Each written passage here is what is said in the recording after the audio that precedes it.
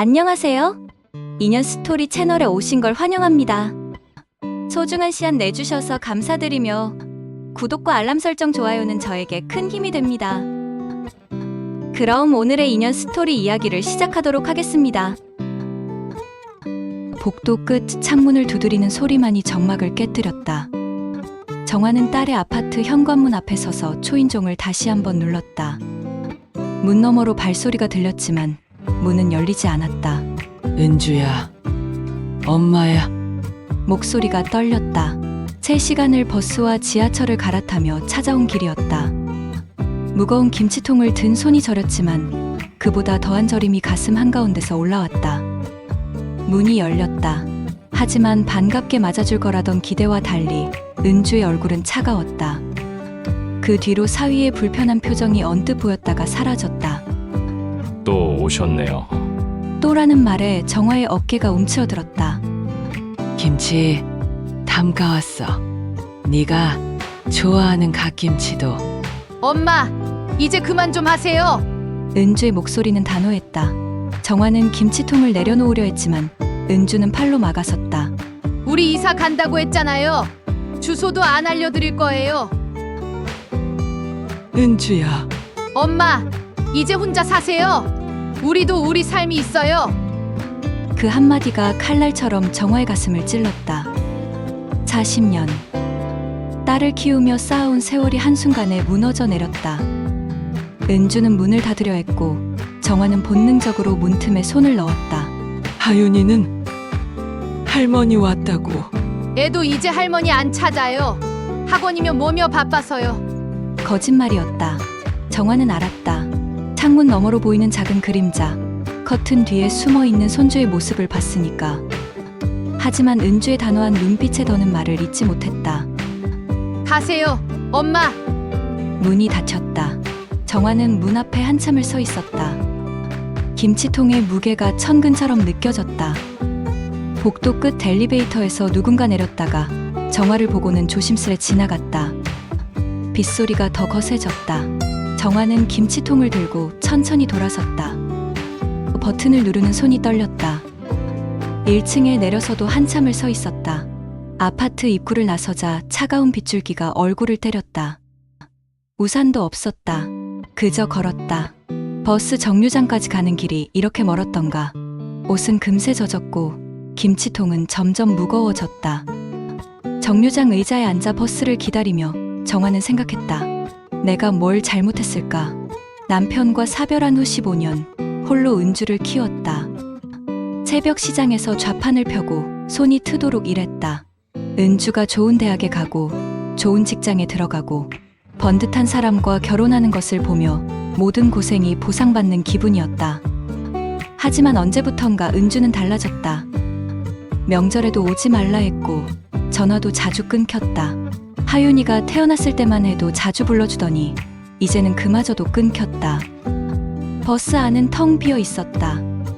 정화는 맨 뒷자리에 앉아 창밖을 봤다. 빗물에 젖은 도시는 흐릿했다. 마치 자신의 삶처럼. 고시원에 도착한 것은 밤 9시가 넘어서였다. 좁은 복도, 곰팡이 냄새, 어디선가 들려오는 기침 소리. 정화는 305호라고 적힌 문을 열었다. 한평 남짓한 공간. 침대와 작은 책상, 그리고 옷걸이가 전부인 방. 김치통을 바닥에 내려놓고 침대에 앉았다. 젖은 옷에서 물이 뚝뚝 떨어졌다. 옷을 갈아입어야 했지만 힘이 없었다. 벽에 걸린 작은 거울에 자신의 얼굴이 비쳤다. 언제 이렇게 늙었을까? 깊게 패인 주름, 흰 머리, 축 처진 눈가. 거울 속 자신이 낯설었다.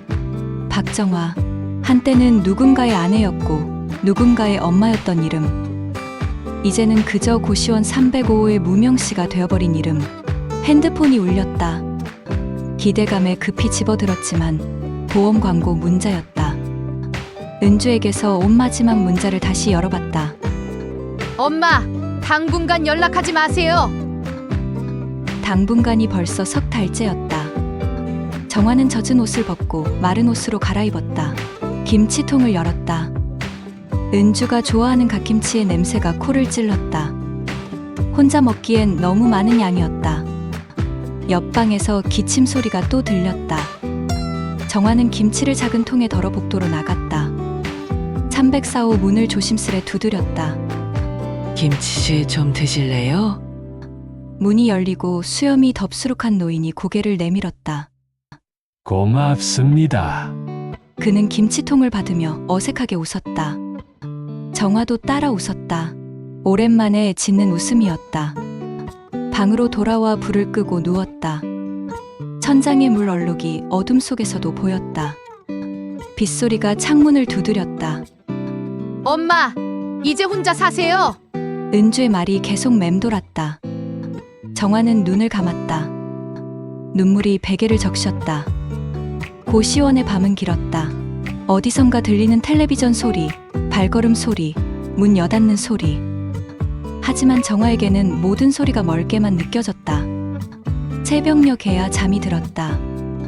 꿈속에서 어린 은주가 엄마, 엄마 하며 품에 안겨왔다. 하지만 눈을 뜨니 차가운 고시원 방뿐이었다. 아침 햇살이 작은 창으로 들어왔다. 정화는 일어나 앉았다. 또 하루가 시작됐다. 이름 없는 노인의 하루가. 정화가 고시원으로 돌아온 지 2달이 지났다. 매일이 똑같았다. 아침에 일어나 근처 공원을 한 바퀴 돌고 동네 할인마트에서 장을 보고 저녁이면 작은 텔레비전으로 뉴스를 보다 잠드는 일상. 그날도 다르지 않았다. 공원 산책을 마치고 돌아온 정화는 고시원 1층 우편함을 습관처럼 열었다. 어차피 올 것도 없었지만 혹시나 하는 마음은 버릴 수 없었다. 그런데 뭔가 있었다. 작은 상자 하나가 우편함 안에 들어 있었다. 총장도 발신인 주소도 없었다. 그저 박정화라고 쓰인 수신인 이름만 또박또박 적혀 있었다. 손글씨였다. 요즘 보기 드문 연필로 쓴 글씨. 정화는 상자를 들고 계단을 올랐다. 가슴이 이상하게 뛰었다. 방문을 닫고 침대에 앉아 조심스레 상자를 열었다. 안에는 편지 한 통과 작은 사탕 봉지가 들어 있었다. 편지를 펼쳤다. 삐뚤빼뚤한 글씨가 눈에 들어왔다. 할머니께 안녕하세요. 저 하윤이에요. 비밀이에요. 엄마한테는 말하면 안 돼요.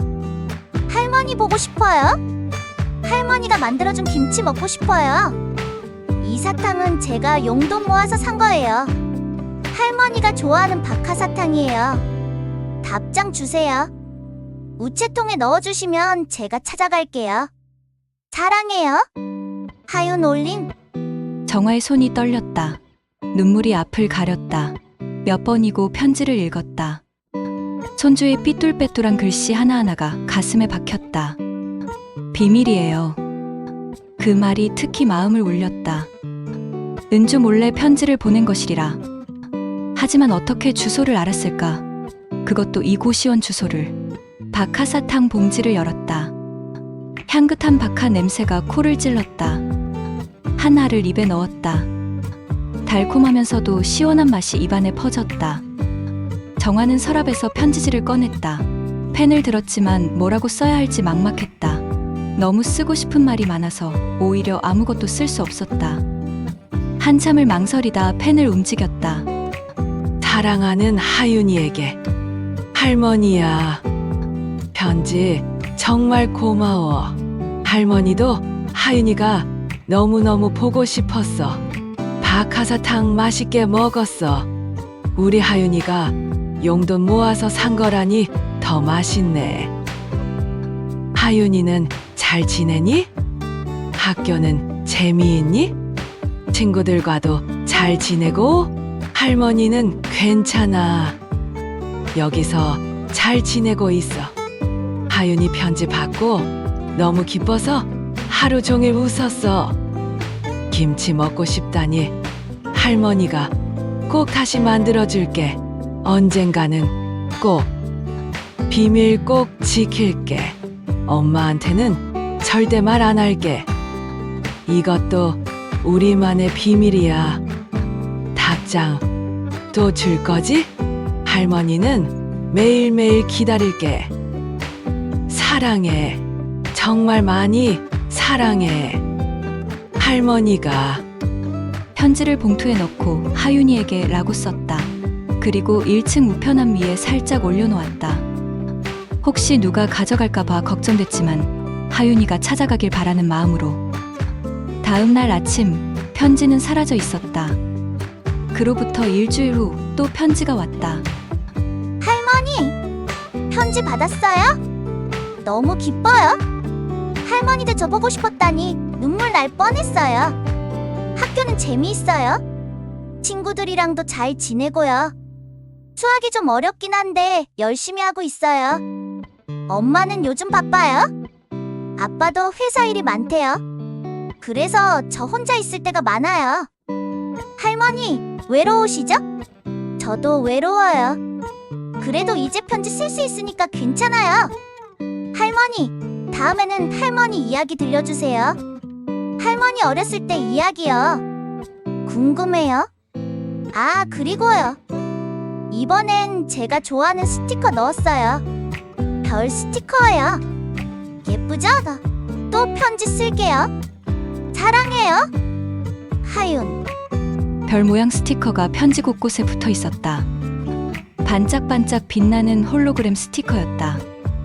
정화는 스티커를 하나씩 만져보며 웃었다. 그날부터 정화의 삶이 달라졌다.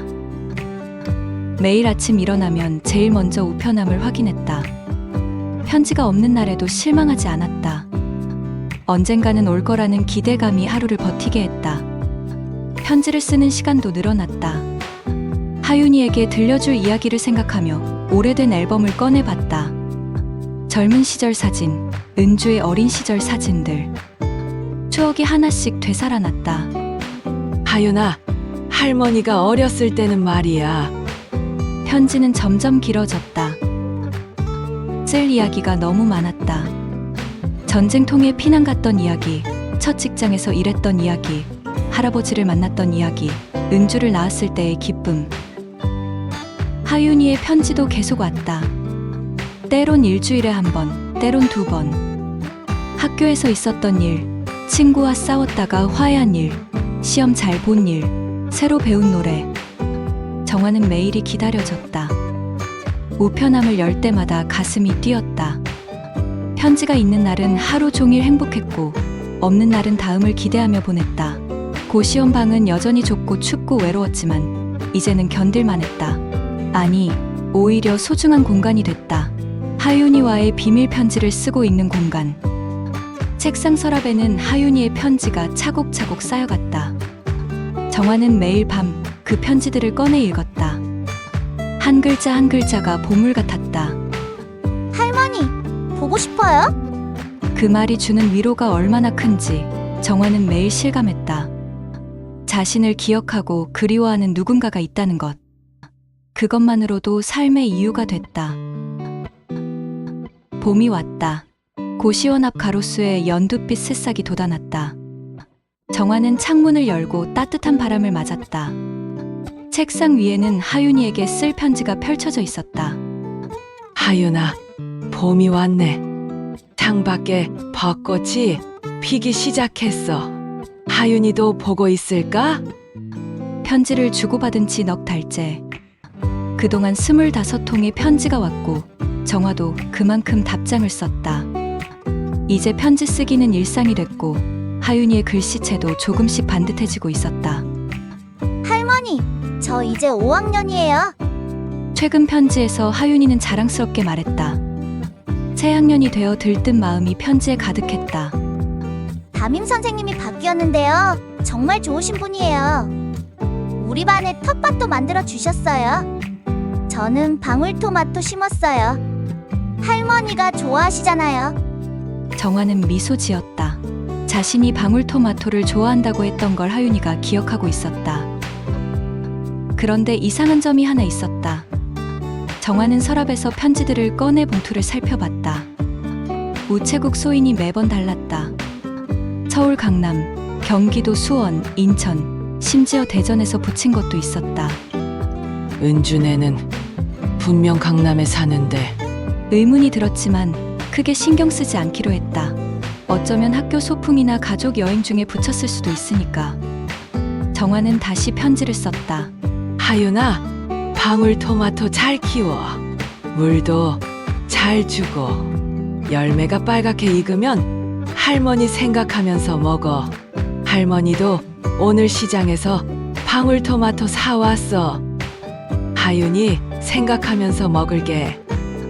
요즘 정화의 하루는 충실했다. 아침에 일어나면 우편함 확인, 공원 산책, 도서관에서 책 읽기, 오후엔 편지 쓰기. 도서관에서 동화책을 빌려 읽기 시작한 것도 하윤이 덕분이었다.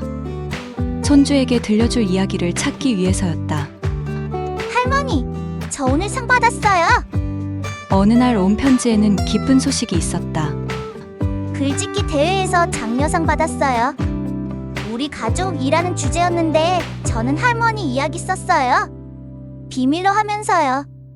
선생님이 정말 감동적이래요. 정화는 눈물을 흘렸다. 하윤이가 자신을 가족으로 써줬다는 게, 그것도 상까지 받았다는 게 믿기지 않았다. 답장에 정화는 썼다. 우리 하윤이 정말 자랑스러워. 할머니가 하윤이 가족이 되어서 너무 행복해. 글짓기 내용도 궁금한데 다음에 보여줄 수 있을까? 며칠 후 편지와 함께 접힌 종이 한 장이 왔다. 원고지에 또박또박 쓴 글이었다. 제목 나의 비밀 친구 우리 할머니. 우리 할머니는 비밀 친구예요. 엄마 아빠는 모르는 저만의 특별한 할머니. 편지로 만나는 할머니. 할머니는 제가 외로울 때 위로해주고 기쁠 때 같이 기뻐해주세요. 할머니의 편지를 읽으면 따뜻한 품에 안긴 것 같아요. 비록 자주 만날 수는 없지만 할머니는 항상 제 마음속에 있어요. 할머니 사랑해요. 할머니가 있어서 저는 행복한 아이예요. 정화는 한참을 울었다. 행복한 눈물이었다. 편지는 계속됐다. 여름엔 하윤이가 수영을 배운다는 소식이 왔고, 정화는 자신도 어렸을 때 냇가에서 수영을 배웠다는 추억을 들려줬다. 할머니, 저 이제 자유형 25m 할 수 있어요. 장하다.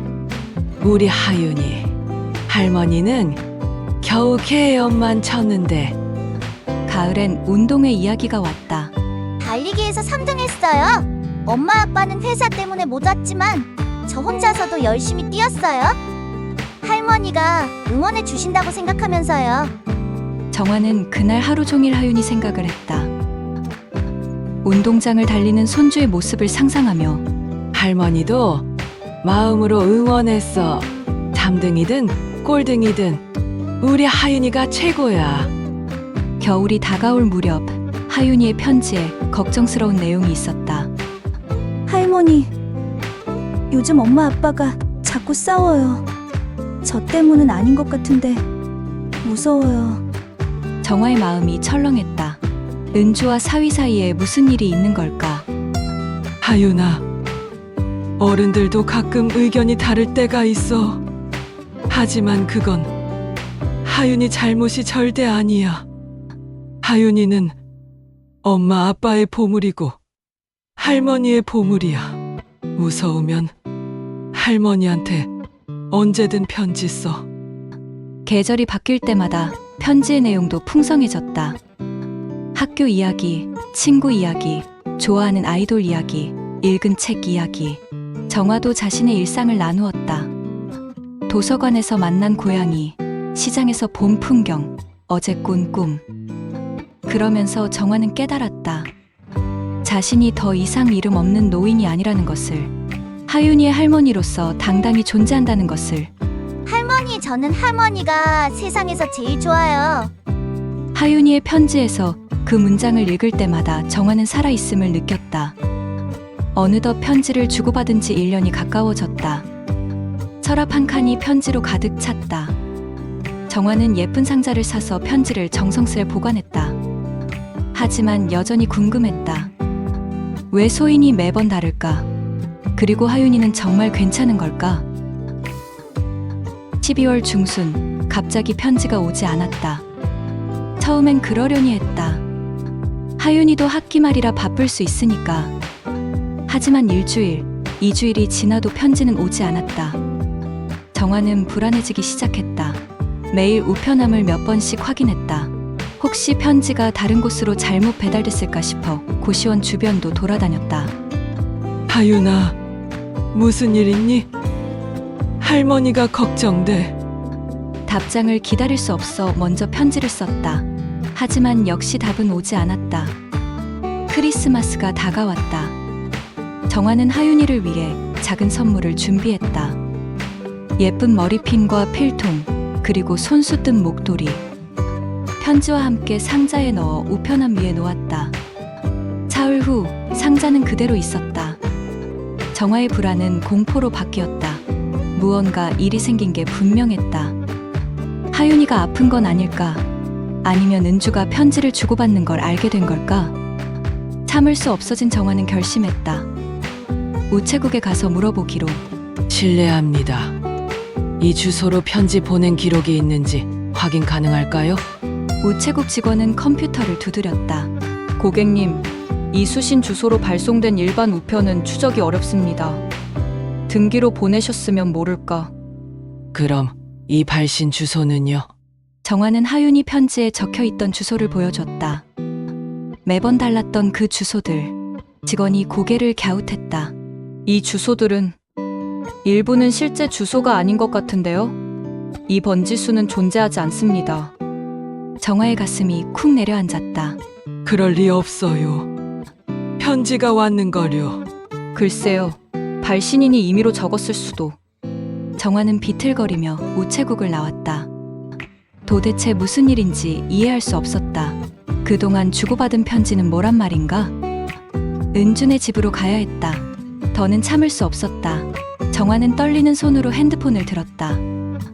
은주 번호를 눌렀지만 여전히 없는 번호였다. 번호를 바꾼 지 오래인 듯했다. 그래도 집 주소는 알고 있었다. 정화는 버스를 타고 은준의 아파트로 향했다. 아파트 입구에 도착하니 눈이 내리기 시작했다. 정화는 우산도 없이 눈을 맞으며 걸었다. 그런데 현관 앞에 이상한 것이 있었다. 검은 리본, 그리고 그 옆에 작은 부고장. 정화는 떨리는 손으로 부고장을 집어들었다. 사진이 있었다. 환하게 웃는 아이의 얼굴. 하윤이었다. 고 김하윤 2013년 3월 15일, 2024년 8월 27일. 정화의 다리가 풀렸다.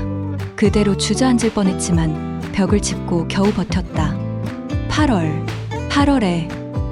그런데 자신은 11월까지도 편지를 받았다. 이게 무슨... 현관문이 열렸다.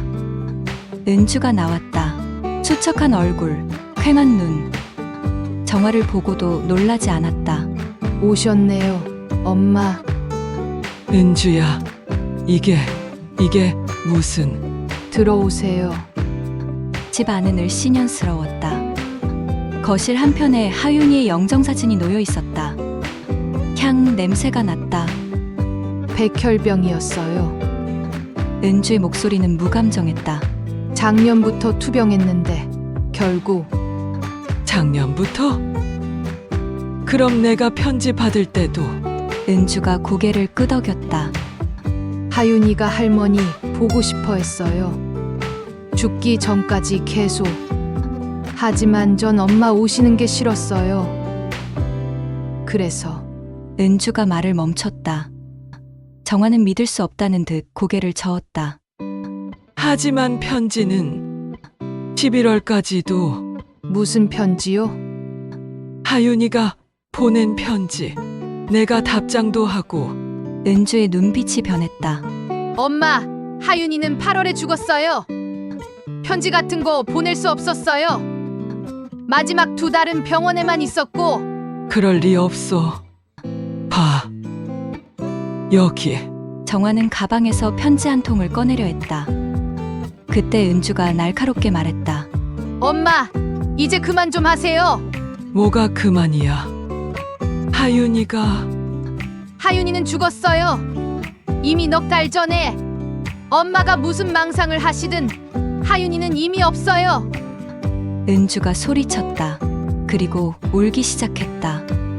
처음으로 은주가 우는 것을 봤다. 엄마한테까지 이러고 싶지 않았어요. 하지만 이제 그만해요. 애는 갔어요. 저도 겨우 버티고 있는데 정화는 멍하니 서 있었다. 은주의 울음소리가 멀게 들렸다. 가세요, 엄마. 은주가 현관문을 열었다. 정화는 비틀거리며 나왔다. 눈이 더 세차게 내렸다. 정화는 정처 없이 걸었다. 하윤이가 죽었다고? 그럼 그동안의 편지는? 버스 정류장에 앉아 정화는 가방에서 편지를 꺼냈다. 분명 하윤이의 글씨였다.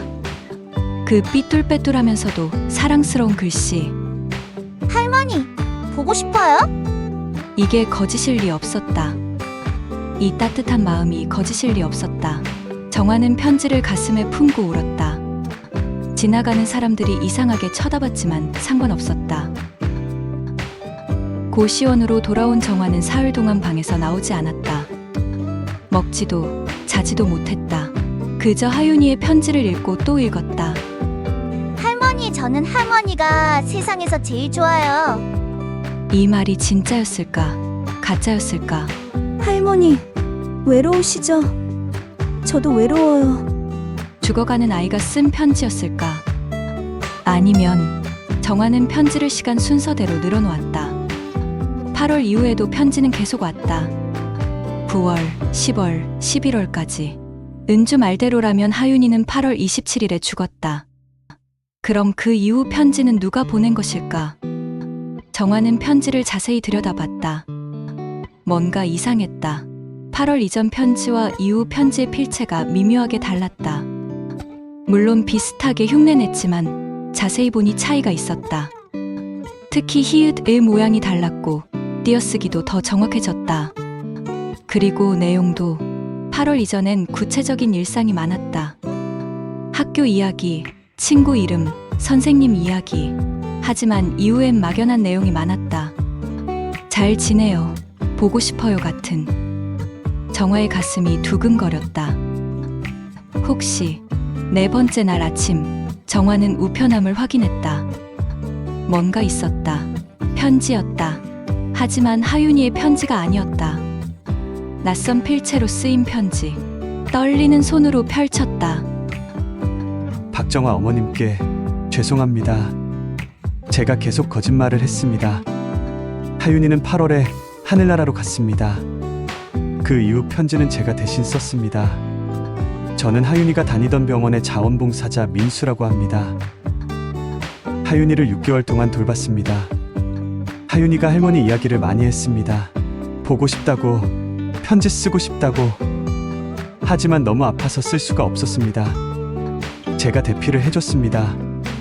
하윤이가 말하는 대로 적었습니다. 처음 몇 통은 정말 하윤이 말 그대로입니다. 하윤이가 떠난 후 어머님의 답장이 계속 왔습니다. 그 편지들이 너무 애절해서 차마 사실을 말할 수 없었습니다. 그래서 제가 계속 답장을 했습니다. 하윤이라면 이렇게 썼을 거라고 상상하면서 병원 주소로 오면 안 되니까 매번 다른 곳에서 붙였습니다. 정말 죄송합니다. 용서받을 수 없는 일인 걸 압니다. 하지만 하나만 알아주세요. 하윤이는 할머니를 정말 사랑했습니다. 마지막까지 할머니를 불렀습니다. 그리고 어머님의 편지 덕분에 하윤이의 마지막이 조금은 덜 외로웠습니다. 죄송합니다. 민수 올림, 추신, 하윤이가 남긴 것들을 함께 보냅니다. 정화는 편지를 내려놓고 상자를 열었다. 안에는 작은 노트가 있었다. 하윤이가 쓴 일기장이었다. 오늘 할머니 꿈 꿨다. 김치 만들어 주셨다. 맛있었다. 할머니 보고 싶다. 엄마한테 말하면 혼날까? 민수 삼촌이 할머니한테 편지 쓰자고 했다. 좋아! 할머니가 답장해 주셨다. 너무 기뻐서 울었다. 아프다. 하지만 할머니 편지 읽으면 괜찮아진다. 마지막 일기는 8월 중순이었다. 할머니 사랑해요. 꼭 다시 만나요. 정화는 일기장을 가슴에 품고 울었다. 하윤이의 사진도 있었다. 병원 침대에서 찍은 사진. 머리카락은 다 빠졌지만 환하게 웃고 있었다. 사진 뒤에는 하윤이가 쓴 듯한 삐뚤빼뚤한 글씨, 할머니께 하윤이가 그리고 마지막으로 민수가 쓴 듯한 메모. 하윤이는 편지 한 통 한 통을 보물처럼 아꼈습니다. 어머님 편지를 읽고 또 읽었습니다. 그것이 하윤이의 마지막 행복이었습니다. 감사합니다. 정화는 한참을 멍하니 앉아 있었다. 그동안의 일들이 퍼즐처럼 맞춰졌다. 하윤이는 진짜였다. 편지도 진짜였다. 다만 시간이 엇갈렸을 뿐. 정화는 민수의 편지를 다시 읽었다. 자원봉사자라고 했다. 아픈 아이를 돌보면서 할머니를 그리워하는 아이를 보면서 대피를 해줬다고. 그리고 아이가 떠난 후에도 정화는 8월 이후 편지들을 꺼냈다. 이제 보니 정말 달랐다. 어른이 아이 흉내를 낸 것이었다. 하지만 그 마음은 어머님의 편지가 너무 애절해서 차마 사실을 말할 수 없었다. 민수라는 청년은 왜 그랬을까? 모르는 노인을 위해 죽은 아이의 목소리를 대신해 편지를 쓴 이유가 뭘까? 정화는 상자를 더 뒤졌다. 그러다 작은 명함을 발견했다. 한빛병원 소아병동 자원봉사자 김민수 010-1234-1234 전화번호가 있었다. 정화는 한참을 망설였다. 전화를 해야 할까 말아야 할까, 화를 내야 할까 고마워해야 할까. 결국 전화를 걸었다. 여보세요? 젊은 남자 목소리였다. 민수 씨 맞나요? 네, 그런데 혹시 정화 할머니? 목소리가 떨렸다. 네, 저예요. 한참 침묵이 흘렀다. 죄송합니다. 정말 죄송합니다. 아니에요. 저야말로 고맙습니다. 예, 하윤이가 외롭지 않게 해주셔서. 또 침묵. 그리고 민수가 말했다. 할머니, 제가 커피 한 잔 대접해도 될까요? 하윤이 이야기 더 들려드리고 싶어서요. 다음 날 정화는 병원 근처 카페에서 민수를 만났다. 생각보다 어렸다. 25쯤 되어 보이는 청년이었다. 수줍은 미소가 하윤이를 닮았다. 하윤이를 처음 만난 건 6개월 전이었어요. 민수가 조심스럽게 말을 시작했다. 소아병동에서 책 읽어주는 봉사를 하고 있었는데 하윤이가 유독 외로워 보였어요. 부모님이 자주 못 오셨거든요. 정화가 고개를 끄덕였다. 그래서 더 자주 가게 됐어요. 하윤이가 할머니 이야기를 정말 많이 했어요. 김치 만들어 주신 것, 같이 놀이공원 간 것, 잠들 때 토닥여 주신 것, 그랬구나. 편지 쓰자고 한 건 제 아이디어였어요. 하윤이가 너무 쓰고 싶어 했는데 손에 힘이 없어서, 그래서 제가 대신 써주겠다고 했죠. 민수가 가방에서 뭔가를 꺼냈다. 또 다른 노트였다. 이건 하윤이가 제게 불러준 내용들이에요. 편지에 다 쓰지 못한 것들. 정화가 노트를 받았다. 하윤이가 하고 싶었던 말들이 빼곡했다. 할머니 요리 세상에서 제일 맛있어요. 할머니 냄새 좋아요. 따뜻해요. 다시 태어나도 할머니 손주할래요. 하윤이가 떠나던 날 민수의 목소리가 떨렸다. 마지막까지 할머니를 찾았어요. 그래서 제가 약속했어요. 할머니한테 꼭 전해드리겠다고. 하윤이가 얼마나 사랑했는지. 그래서 계속 편지를. 예, 어머니 편지를 읽으면서 생각했어요. 이분도 하윤이만큼 외로우시구나. 진실을 알면 너무 아프시겠구나. 민수가 눈물을 닦았다. 죄송해요. 제 마음대로. 아니에요. 정화가 민수의 손을 잡았다. 고마워요. 정말 고마워요. 덕분에 저도 하윤이도 행복했어요. 두 사람은 한참을 울었다. 그런데 민수 씨는 왜 이렇게까지? 정화가 물었다. 민수가 쓸쓸히 웃었다. 저도 어릴 때 할머니가 키워주셨어요. 부모님이 일찍 돌아가셔서 할머니도 5년 전에 가셨지만 그랬군요. 하윤이를 보면서 제 어린 시절이 생각났어요. 그리고 할머니 편지를 읽으면서 저희 할머니 생각도 났고요. 정화는 민수를 다시 봤다. 이 청년도 상처가 있었구나. 그래서 하윤이에게 그리고 자신에게 이렇게 따뜻했구나. 민수 씨, 네, 앞으로도 가끔 연락해도 될까요? 편지 말고 진짜로. 민수의 눈이 커졌다. 저야 감사하죠. 정말 괜찮으시겠어요? 하윤이 이야기도 더 듣고 싶고 민수 씨 이야기도 듣고 싶어요. 그날 이후 정화와 민수는 한 달에 한 번 만나기 시작했다. 카페에서, 때롱공원에서. 민수는 하윤이의 이야기를 들려줬고 정화는 자신의 이야기를 들려줬다. 정화는 고시원방에 앉아 거울을 봤다. 몇 달 전과는 다른 얼굴이었다. 여전히 주름지고 늙었지만 눈빛이 살아있었다. 책상 위에는 편지들이 놓여 있었다. 하윤이의 진짜 편지, 민수가 대신 쓴 편지, 그리고 정화가 쓴 답장 초안들. 정화는 웃었다. 처음엔 서글픈 웃음이었지만 점점 따뜻한 웃음으로 변했다. 생각해보니 이상한 일이었다. 죽은 손주와 편지를 주고받았다는 것. 그것도 모르는 청년이 대신 써준 편지와. 하지만 그 편지들이 거짓이었을까? 정화는 고개를 저었다. 하윤이의 마음은 진짜였다. 민수의 마음도 진짜였다. 그리고 자신의 마음도 진짜였다. 형식이 뭐가 중요한가? 진짜 마음이 전달됐다면. 정화는 깨달았다. 자신이 그리워한 것은 단순히 하윤이라는 존재가 아니었다는 것을. 누군가와 연결되어 있다는 감각, 누군가에게 필요한 사람이라는 느낌, 사랑을 주고받는다는 증거. 그것이 있었기에 지난 1년을 버틸 수 있었다. 민수와의 만남도 계속되었다.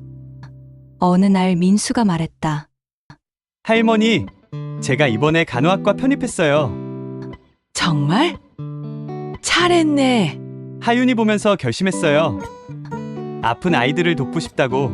정화는 민수의 머리를 쓰다듬었다. 민수가 수줍게 웃었다.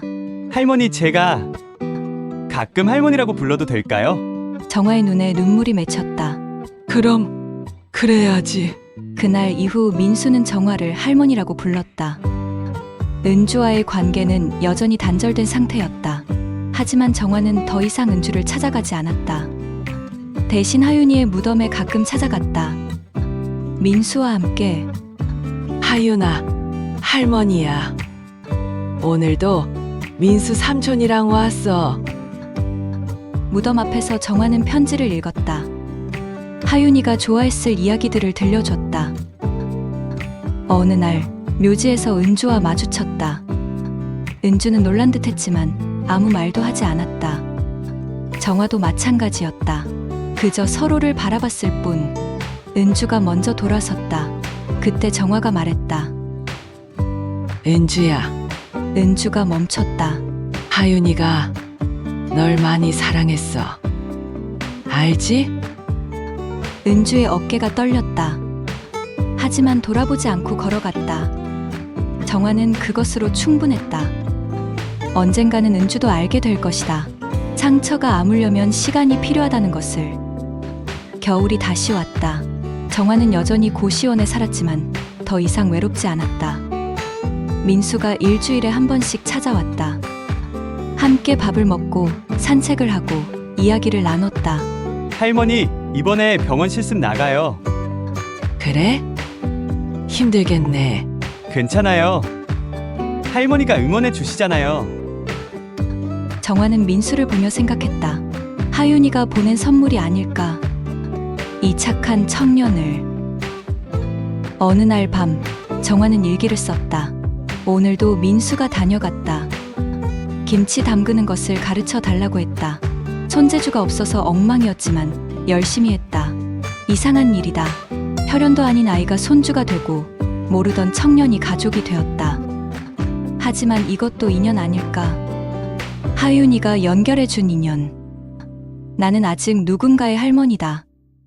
나는 아직 살아있다. 정화는 펜을 내려놓고 창밖을 봤다. 눈이 내리고 있었다. 작년 이맘때 하윤이의 부고를 보던 그날도 눈이 왔었다. 하지만 지금의 눈은 다르게 보였다. 차갑지 않고 따뜻했다. 핸드폰이 울렸다. 민수의 메시지였다. 할머니, 잘 주무세요. 내일 뵐게요. 사랑해요. 정화는 답장을 보냈다. 그래. 조심히 와. 할머니도 사랑해. 그리고 중얼거렸다. 나는 아직 누군가의 마음에 살아있구나. 거울 속 자신을 보며 정화는 미소 지었다. 주름진 얼굴이었지만 이제는 낯설지 않았다.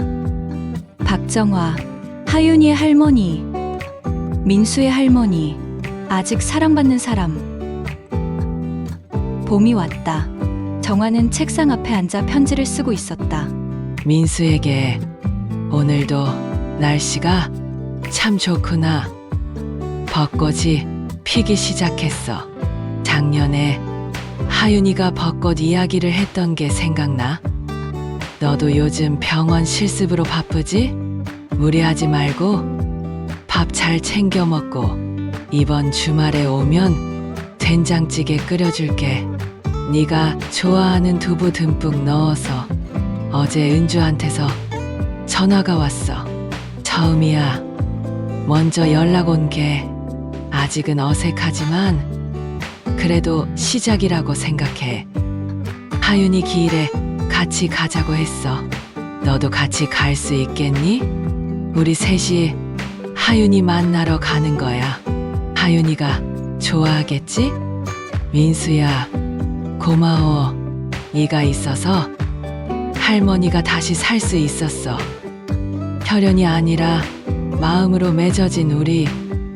이것도 진짜 가족 아닐까? 사랑한다. 정화, 할머니가. 편지를 봉투에 넣으며 정화는 생각했다. 이제는 우편함에 넣지 않아도 된다. 민수에게 직접 줄 수 있으니까. 하지만 편지 쓰기는 계속하고 싶었다. 이 아날로그적인 소통이 주는 따뜻함을 알아버렸으니까. 문득 다른 생각이 들었다. 세상에는 얼마나 많은 외로운 사람들이 있을까. 나처럼 버림받았다고 느끼는 노인들, 민수처럼 일찍 가족을 잃은 청년들. 정화는 새 편지지를 꺼냈다. 안녕하세요. 저는 73 할머니입니다. 혼자 살지만 외롭지 않습니다. 편지 친구들이 있거든요. 혹시 편지 받고 싶은 분 있으신가요? 할머니의 옛날 이야기 듣고 싶은 분, 오늘 있었던 일 나누고 싶은 분, 그냥 누군가와 연결되고 싶은 분. 저는 여기 있습니다. 기다리고 있습니다. 답장 기다릴게요. 박정화 할머니가. 정화는 이 편지를 어디에 붙일지 생각했다. 도서관, 병원, 아니면 동네 게시판? 그때 방문을 두드리는 소리가 났다. 할머니, 저 왔어요. 민수의 목소리였다. 어머, 오늘 온다고 했었나? 깜짝 방문이에요. 좋은 소식이 있어서요. 정화가 문을 열자 민수가 환하게 웃으며 서 있었다. 손에는 꽃다발이 들려 있었다. 무슨 좋은 소식? 제가 장학금 받았어요. 그리고 민수가 뭔가를 더 꺼냈다. 액자였다. 이거 보세요. 액자 안에는 사진이 있었다. 하윤이와 민수가 함께 찍은 사진. 병원에서 찍은 듯했다. 하윤이는 아파 보였지만 웃고 있었고 민수는 하윤이 옆에서 책을 들고 있었다. 하윤이가 찍어달라고 했었어요. 할머니 드리려고. 정화는 액자를 받아들었다. 눈물이 났지만 슬프지 않았다. 고마워. 정말 고마워. 할머니, 그리고 한 가지 더. 민수가 조심스럽게 말했다. 제가 이사 갈 건데요. 할머니 근처로요. 정말? 네, 고시원 말고 좀 더 좋은 곳으로 이사하시라고 말씀드리려고 했는데 제가 먼저 할머니 근처로 갈게요. 자주 뵐 수 있게. 정화는 민수를 꼭 안았다. 우리 민수. 그날 저녁, 정화는 민수와 함께 저녁을 먹었다. 작은 식탁이었지만 풍성했다. 식사를 하며 민수가 말했다. 할머니, 제가 병원에서 봉사 프로그램 만들려고 해요. 무슨 프로그램? 편지 쓰기 프로그램이요. 화나들과 외로운 어르신들을 연결하는. 정화가 놀라 민수를 봤다. 우리처럼요. 하윤이와 할머니처럼. 혈연은 아니어도 마음으로 연결될 수 있잖아요. 그거 정말 좋은 생각이네. 할머니가 도와주실래요? 어르신 쪽 코디네이터로. 정화는 자신이 쓴 편지를 떠올렸다. 편지 친구 구합니다. 그럼 당연히 도와야지. 그날 밤, 정화는 일기를 썼다. 오늘은 특별한 날이다. 민수가 장학금을 받았다. 내 근처로 이사 온다고 했다. 그리고 편지 쓰기 프로그램을 만든다고 했다. 생각해보니 신기한 일이다.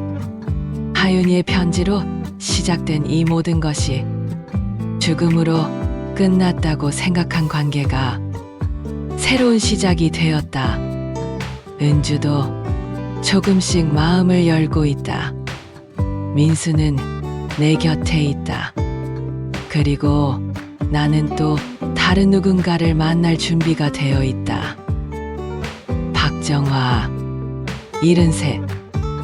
여전히 할머니, 여전히 살아있는 사람. 다시 시작이다. 정화는 펜을 놓고 창밖을 봤다. 별이 빛나고 있었다. 하윤이가 좋아했던 별. 책상 위에는 새로 쓸 편지들이 기다리고 있었다. 민수에게 쓸 편지, 은주에게 쓸 편지, 아직 만나지 못한 누군가에게 쓸 편지, 그리고 하늘에 있는 하윤이에게 쓸 편지. 하윤아, 할머니야, 오늘도 네 생각을 했어. 민수 삼촌이 장학금 받았어. 네가 있었다면 얼마나 기뻐했을까? 너 덕분이야. 이 모든 게 네가 할머니한테 편지 보내준 덕분에. 할머니는 이제 괜찮아. 외롭지 않아. 네가 보내준 선물 민수 삼촌이 있거든. 그리고 이제 더 많은 사람들과 편지를 쓸 거야. 너처럼 아픈 아이들과도, 나처럼 외로운 할머니, 할아버지들과도. 이게 네가 원했던 거 맞지? 모두가 외롭지 않기를. 사랑해. 하윤아, 언제나, 영원히. 할머니가 다시 쓰는 편지. 이번엔 끝이 아니라 시작이야. 정화는 편지를 봉투에 넣었다. 내일 하윤이 무덤에 가져갈 것이다. 민수와 함께, 그리고 어쩌면 은주도 함께. 밤이 깊었다. 하지만 정화는 잠들지 않았다. 할 일이 많았다. 쓸 편지가 많았다. 만날 사람이 많았다. 인생은 계속된다. 사랑도 계속된다. 연결도 계속된다. 편지처럼. 지금까지 시청해주셔서 감사드리며 늘 행복하시고 즐거운 일만 가득하시길 바랍니다. 다음에는 더 좋은 인연 스토리로 찾아오겠습니다. 감사합니다.